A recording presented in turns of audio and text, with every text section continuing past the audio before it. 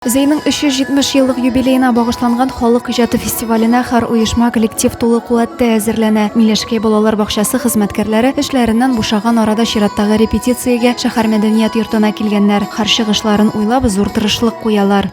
Все работники практически с удовольствием участвуют. Даже наоборот бывает такое, что обижаются, что не взяли в концерт. Безнең мирный мәдәният йортында төрле коллективлар шул бәйрәм чарага әзерләп үзләренең катнашында сценический репертуардан номерлар куячаклар.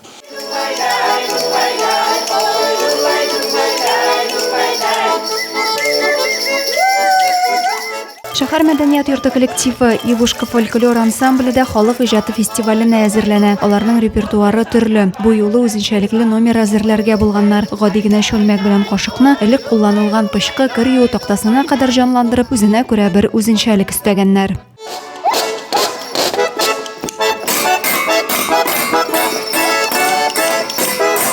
Мы бы хотели показать вам, нашим зрителям, народную песню «Ниточка».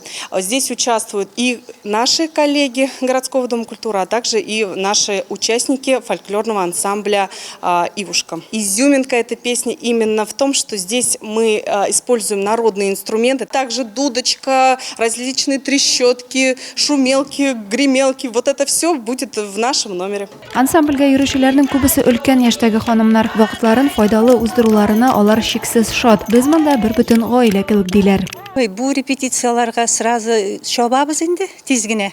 Язалар да WhatsApp'та менә репетиция шул вакытта була дип. Без тиз генә җигреп киләбез. Өйдә бит гел ятырам. Мин, допустим, пенсияда гел өйдә ятасы килми бит инде. Монда чыккач бөтен кешене күрәсең, рәхәт. Зейнең юбилеена багышланган фестиваль яз ахырында башланачак. Һәр оешма 3 номер әзерләргә тиеш. Ә җиңүчеләргә энергетик мәдәният йортында узачак гала концертта катнашу мөмкинлеге бирелә. Адилә Борханова, Александр Тимофеев, Зей хәбәрләре.